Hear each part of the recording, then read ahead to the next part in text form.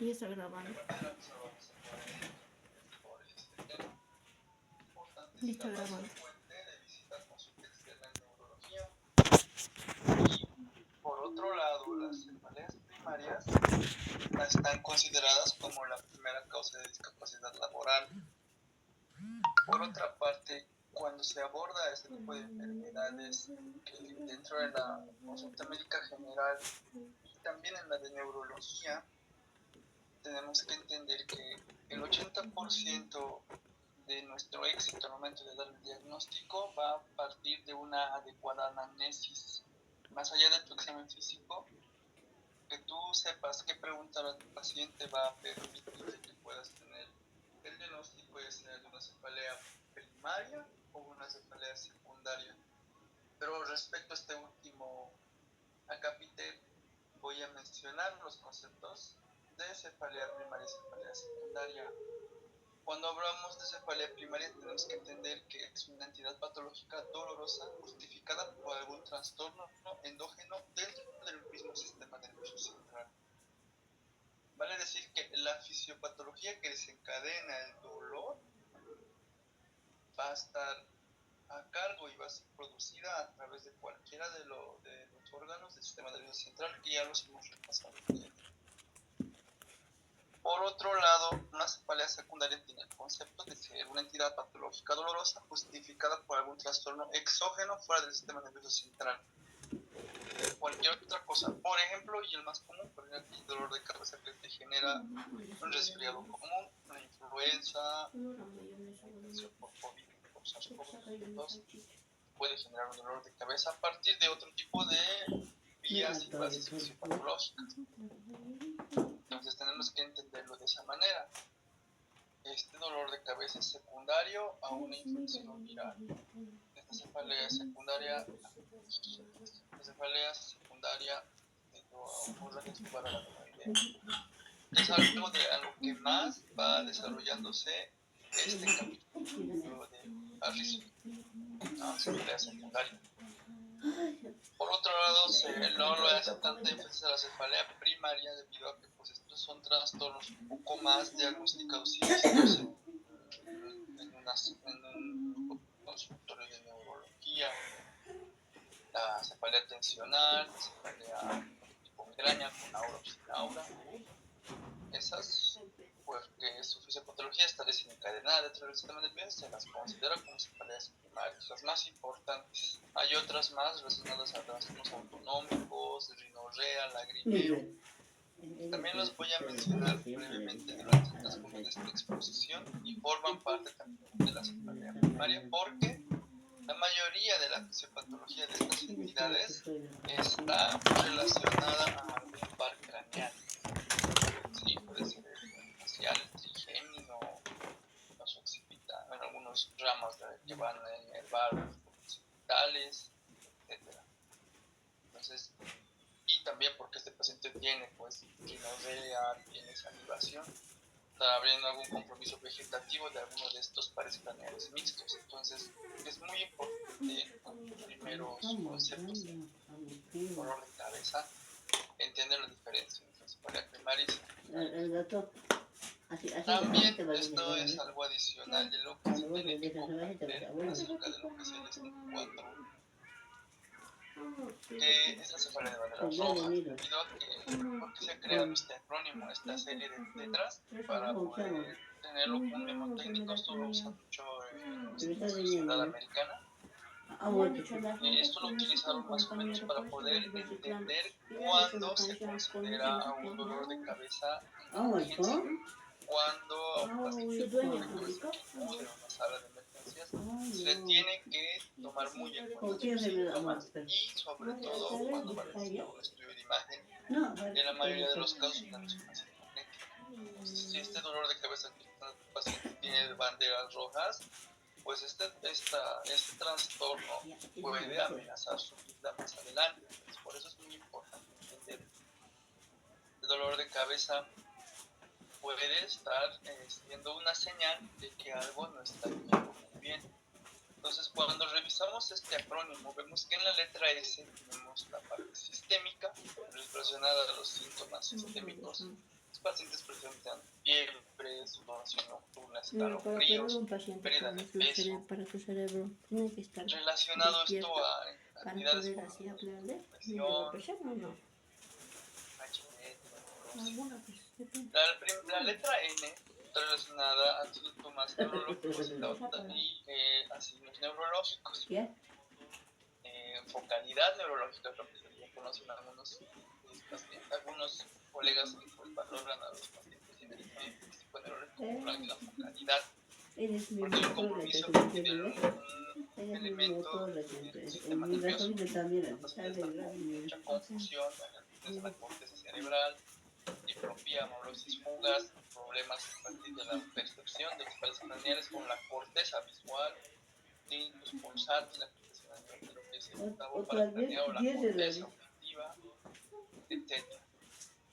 La letra O referirse al inicio, refiriéndose a más que todo, acá cuando habla del thunderclap, se refiere a un dolor de cabeza repentino, un dolor de cabeza que haya caído, como menciona en su palabra, ¿no? Como un rato, de que la persona haya estado bien esta mañana, bien en la tarde y por la noche ha tenido un dolor de cabeza que le ha llegado de la nada.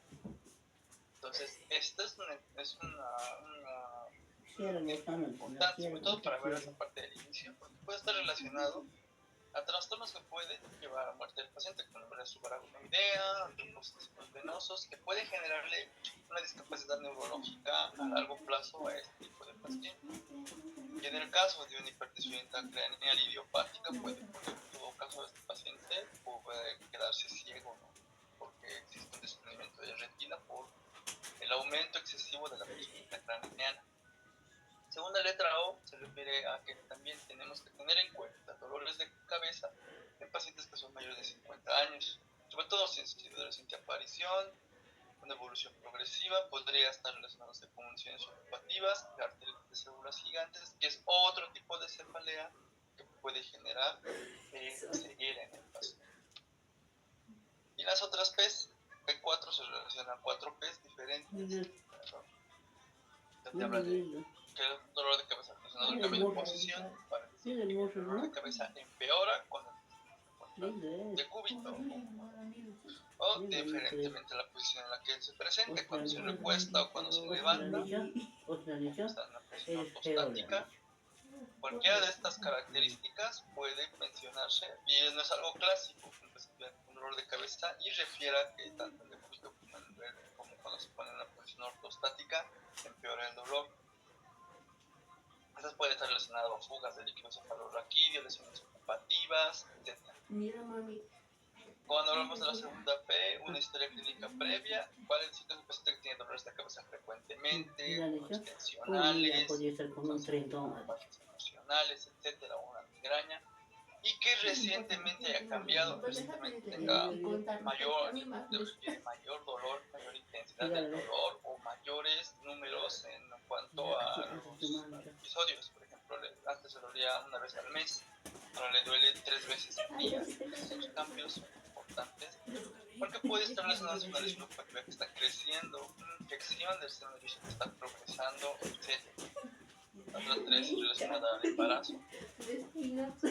Porque durante los cambios hormonales de las mujeres en estos estadios de embarazo postparto puede generar que el cuerpo como tal tenga una predisposición a formar coágulos, más procoagulantes, y en este caso puede generar trombosis o lesiones prioritarias o generar embolismo cerebral reversible por los cambios hormonales en las pacientes que están embarazadas o en postparto. La segunda letra, la cuarta letra P relaciona a la precipitación por el valsalva, ¿no? Los pacientes al estornudar, al toser, al agacharse o al esforzarse, al hacer pujo, pueden presentar aumento del dolor de cabeza o exacerbar el dolor, y esta puede ser relacionada a la pechiaria y lesiones operativas del tubo posterior, que son pues entidades que tienen que resolucionarse en una sala quirúrgica. Bien, por si esto tal vez no quedó muy claro, en realidad pues son diferentes acápites que nosotros tienen que llamar la atención a un paciente que acude a una sala de urgencias con un dolor de cabeza, también tenemos que relacionar este tipo de señales con un tipo de cefalea secundaria. Porque la mayoría de estas han visto que son cefaleas secundarias a una lesión ocupativa, secundarias a una infección, secundarias a, etcétera. Sobre todo estas de acá, las síntomas sistémicos, síntomas neurológicos, comienzo repentino de dolor de cabeza, pacientes mayores de 50 años. Bien, otra cosa inicial que hay que entender es, pues, y que hace énfasis en el libro de Harrison, los mecanismos del dolor cefálico. Cuando tenemos un sistema, y más que todo, ¿no? Cuando el paciente tiene sistema nervioso sano, más que todos los receptores van a detectar el daño celular y ya van a activarse más adelante las vías endógenas activadas inapropiadamente por el daño local. Esto está más que relacionado con las vías de transmisión del dolor. Vemos que el dolor se va a transmitir y va a llegar a un centro muy importante de la interpretación del dolor, que es el tálamo. Y el tálamo es el encargado de poder modular el dolor o interpretar el dolor para poder ver si este daño que se está generando se puede ir en contra del mismo, ya sea retirando el estímulo. Tus micrófonos, por favor, no dejan de escuchar la clase. Continuamos. Sigamos con esa parte del mecanismo del dolor. Para entender esto, tenemos que entender cuáles son las estructuras que generan dolor y cuáles no. Independientemente de cómo muchas personas piensen, cuando la persona tiene dolor de cabeza, en realidad no le está doliendo el cerebro, ¿no? El parénquima cerebral no es una estructura que presente algunos receptores de dolor, como he mencionado, o que tenga conexión con vías endógenas, pero sí algunas estructuras que estén próximas a lo que es el parénquima cerebral o que estén en el mismo conjunto de lo que es el contenido del cráneo, como por ejemplo las arterias, los senos de la dura madre, el tejido conectivo, como los del cerebro, que se puede evidenciar acá, que se relaciona más todo a la cobertura y a la separación de los dos hemisferios, y que esta cobertura de tejido conectivo también es una cobertura para algunas estructuras venosas, como los senos de la dura madre, segmentos proximales de las arterias viales. Entonces, estos 5 elementos están mencionados en el libro de Harrison como estructuras que generan y son los causantes del dolor cefálico, ya sea un dolor de cabeza primario o secundario. Respecto al dolor cefálico primario, más relacionado a lo que es la migraña y la cefalea tipo tensión, pues están a cargo de lo que es el nervio trigémino a través de su trayecto y las conexiones que trae este mismo par craneal con este centro que había mencionado de que es del dolor, que es el tálamo, y que va, por si acaso, luego de esto, el tálamo a las cortezas del área de Brodmann, encargadas de la interpretación del dolor, al hipotálamo y a los núcleos vegetativos del tronco encefálico, sobre todo para poder tener ese control de una homeostasis adecuada. Tenemos que tener en cuenta que el trigémino trabaja con terminaciones nerviosas que están próximas a la dura madre y que están también cerca de vasos intracraneales, que son los mismos vasos sanguíneos que se encargan de irrigar al quinto parque craneal. Al estar relacionado el nervio trigémino con diferentes funciones en el cráneo, porque es un par craneal vegetativo, va este par craneal manifestarse de su dolor, porque es una estimulación excesiva, son estímulos nerviosos constantes, muy frecuentes, desordenados, que no solamente se interpretan como dolor, sino también interpretan como percepción excesiva de ciertos estímulos y al mismo tiempo eferencias que van a generar diferentes tipos de síntomas, de los cuales, sobre todo el trigémino se encarga de regular, el lagrimeo, de regular la secreción nasal. Los pacientes van a tener congestión nasal, hiperemia conjuntival, tosis, por algunos compromisos de algunos nervios, pares craneales que son oculomotores, por ejemplo, tema prioritario. Entonces, estos son síntomas, y para que quede un resumen claro, son síntomas relacionados a pares craneales, ¿sí? Y, como hemos dicho, mientras haya un compromiso del sistema nervioso, este dolor de cabeza va a ser un dolor de cabeza tipo primario, en la mayoría de los casos. Este esquema es un poco más resumido y con muchas vías nerviosas a partir de las cuales se inicia de lo que es una estimulación a partir de la corteza cerebral, ya sea esto que todavía sigue en estudio, cómo inicia un episodio de migraña, porque si la ciencia hubiera encontrado cuál es la causa y qué es lo que desencadena un episodio migrañoso, hay teorías, ¿no? Pero si pues nosotros hubiéramos descubierto como tal cuál es la causa más importante, pues la migraña ya hubiera desaparecido, pero no hay una causa como tal. Se habla de teorías, ¿no? Estímulos, que estos pacientes, por ejemplo, hayan presentado algún tipo de problema emocional, hayan presentado exposición a ciertos alimentos, cafeína, quesos que están con muchos compuestos de nitratos, por ejemplo, después de olores muy fuertes, o sea, una hiperestimulación de la corteza cerebral que va a generar que van a mandar una estimulación aferente a centros que van a estar relacionados en otros lugares de la corteza y el mismo tálamo, o al hipotálamo inclusive, y esta estimulación va a llegar a lo que es el nervio trigémino y a las raíces de C1 y C3. ¿Verdad? Esto va a generar un sistema que va a inhibir más que todo a lo que va a desinhibir el dolor, porque el trigémino, al ser un par craneal que se encarga de la sensibilidad de la cara, se encarga de inhibir los hiperestímulos del dolor. Entonces este paciente va a tener una hipersensibilidad en la yosca, ¿no? Y eso forma parte de un reflejo vascular trigeminal.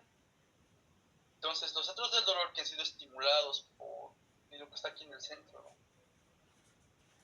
Han sido estimulados por diferentes núcleos, sobre todo los que han llegado hasta lo que es la parte cervical, los núcleos espinales, van a poder llegar a ser que exista una hiperestimulación parasimpática de las arterias carótidas, porque es a partir de este lugar donde también se va a involucrar el nervio facial. Y esto a la larga va a generar una estimulación de los centros del dolor a partir de la conexión del nervio trigémino que llegó hasta acá y estimuló el nervio facial. Dos nervios mixtos encargados de no solo la parte sensitiva, sino la parte motora de lo que es la cara. Entonces, de esta manera se puede ver que la vasodilatación que se genera a partir de una salida parasimpática, toda la parte de los centros carotídeos acá, van a generar una hiperestimulación, una hipersensibilidad a partir de lo que es los diferentes receptores de la sensibilidad en todo lo que es la cara. Pero pues eso es fisiopatología que pues desde luego se puede hablar mucho, hasta media hora de eso, pero que no es algo que haga tanta énfasis en la parte del libro, es más que todo hablar de los nervios y los pares craneales relacionados. ¿Por qué? Porque eso nos va a permitir entender los criterios de los tipos de la migraña.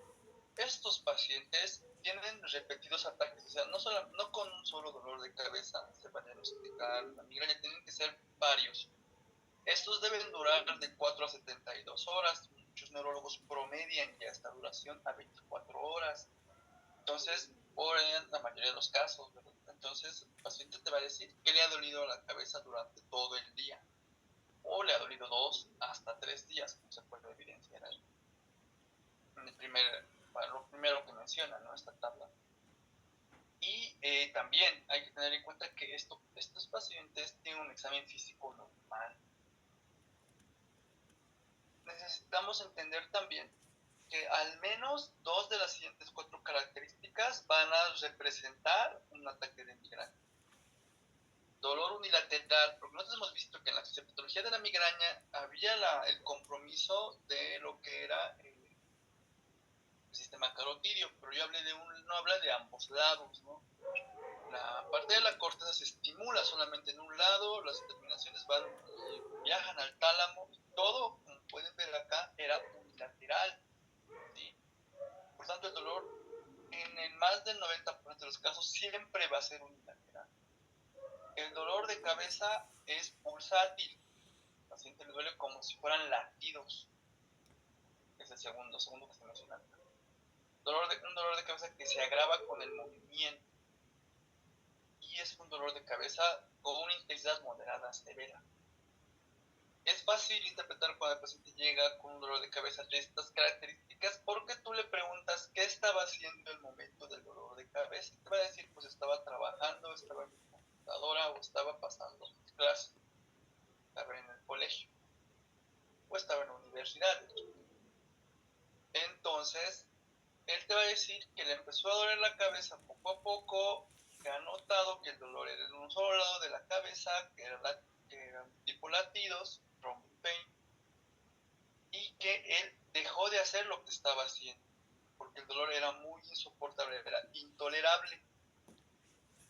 Esa es una parte muy importante porque el dolor de migraña es un dolor de cabeza tipo discapacitante. Muy importante al momento de interpretar los diferentes casos clínicos que les lleguen o los propios pacientes que les lleguen a una sala de emergencia. Por algo el paciente está viniendo a una sala de emergencia, más allá de que algunos pacientes que sí son un poco hipocondríacos, algunos pacientes pues sí vienen porque el dolor de verdad es muy intenso. Y muchas personas tienen diferentes tipos de diferentes maneras de enfrentar al dolor, ¿no? Algunos, por ejemplo, pues empieza a dolerles un poco ya, otros no, pero la mayoría de los casos que el paciente llega a una sala de urgencias o que esté pidiendo apoyo, que vaya a un médico a una consulta externa por un dolor de cabeza, es importante porque el dolor de cabeza es una de las entidades al mismo tiempo que más tiene automedicación, una